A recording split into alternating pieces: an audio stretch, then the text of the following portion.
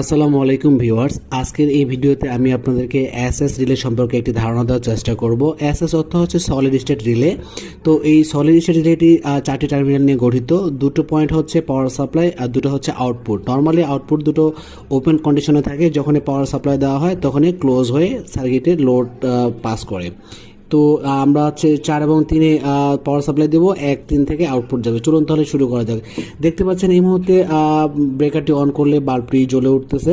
আমি যদি এখন এই কেবলটিকে ডিসকানেক্ট করে দিই, ডিসকানেক্ট করে দিয়ে যখন আমি এই এসএসডির নর্মালি ওপেন কন্ট্যাক্ট দিয়ে এটাকে আমি কানেক্ট করব, এরপরে আমি ব্রেকারটা অন করলে কিন্তু এই বাতিটি আর জ্বলবে না। দেখতে পাচ্ছেন নিশ্চয়ই ব্রেকার এই মুহূর্তে অন আছে কিন্তু বাতিটি জ্বলতেছে না।